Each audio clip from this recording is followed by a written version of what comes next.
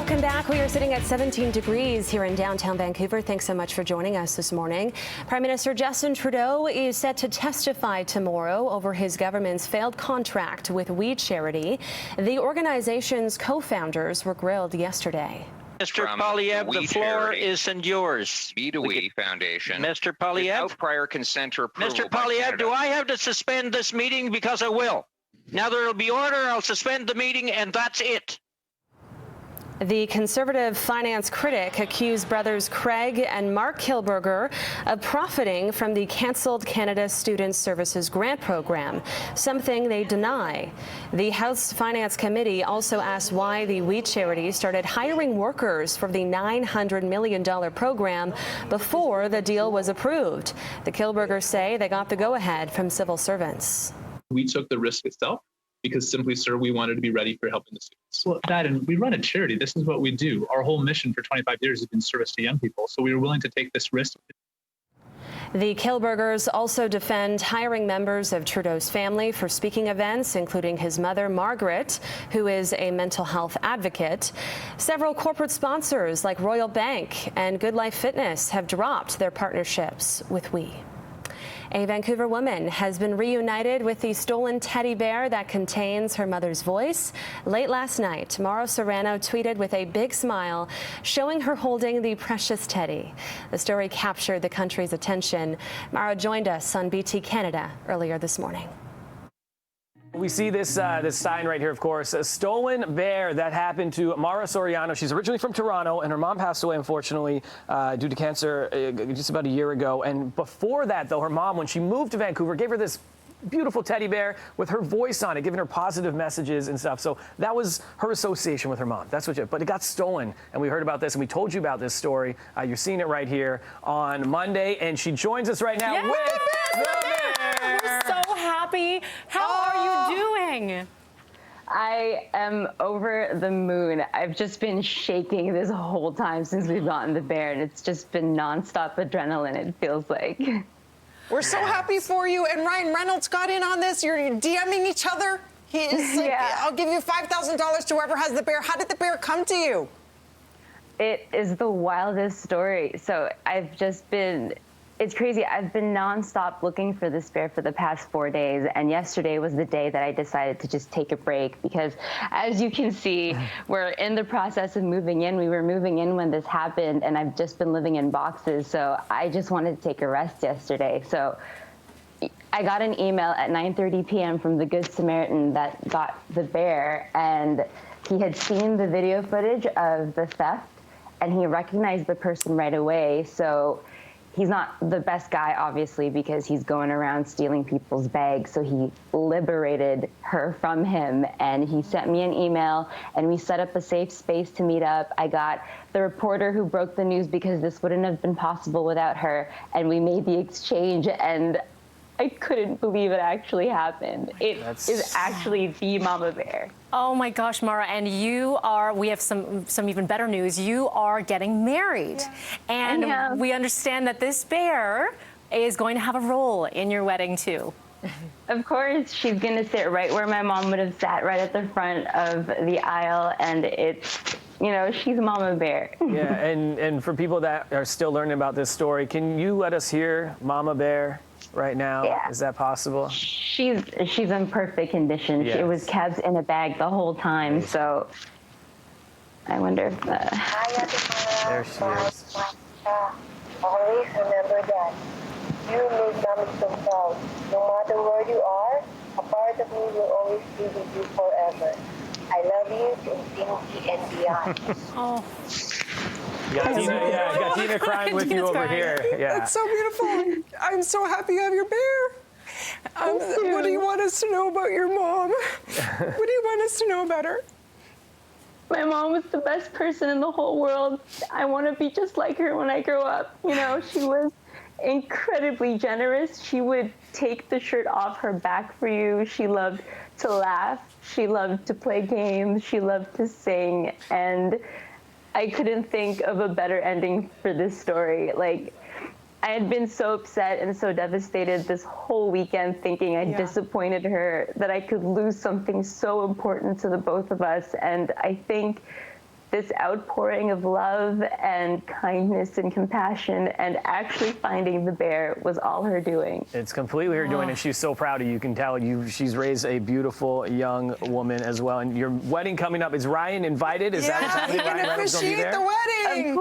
Of course. I hope he does. He can give me the mother and daughter dance. I don't care. We're giving you giant, socially distanced bear hugs. We're sending so much love to you and to your family and to your mama looking down from heaven. She's your forever angel. And we're sending you so much love, Mara. Thank you. Thank We're you, so Mara. happy for Take you. care. Guys. Oh, Mara, so happy for you. All right, 8:21 now on Breakfast Television. Well, we are in the middle of a warm stretch across the South Coast. WorkSafe BC says those working outside should be mindful of heat stress. The organization requires employers to educate workers on heat stress and include plans that reduce the risk. WorkSafe BC accepted 26 claims for work-related heat stress last year. Employers need to arrange their work to the extent that they can to ensure you're not working in the heat excessively. So that might involve setting up work rest schedules or scheduling work to occur in cooler parts of the day, and to provide shelters and water for workers and to ensure that they remain safe. And now, if you do work outside, symptoms you should watch for heat exhaustion include excess sweating, dizziness, fainting, and muscle cramps. 1, 2, 3.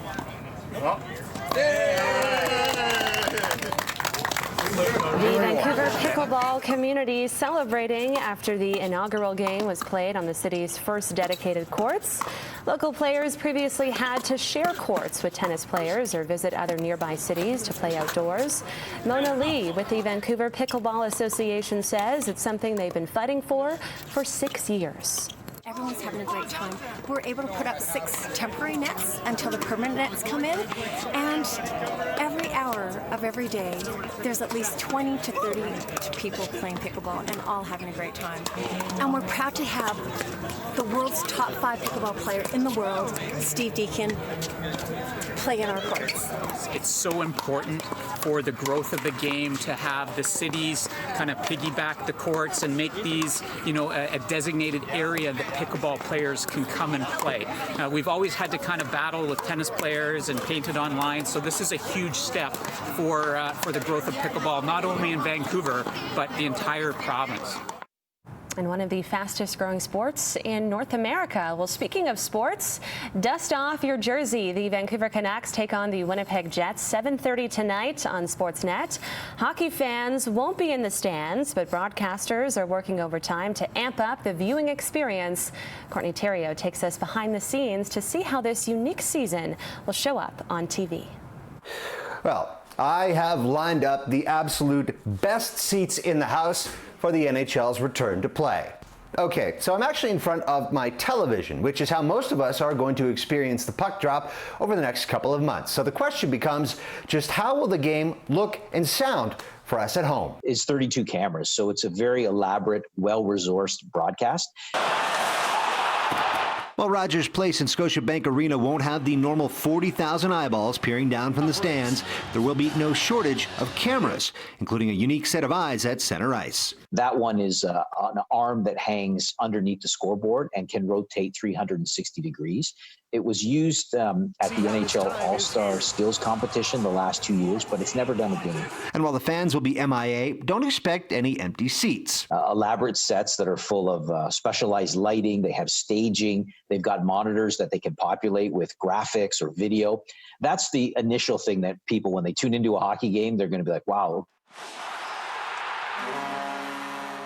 And it's not just the eyes getting the increased sensory treatment. Fan noise will be part of the experience too, each game coming with its own unique soundtrack.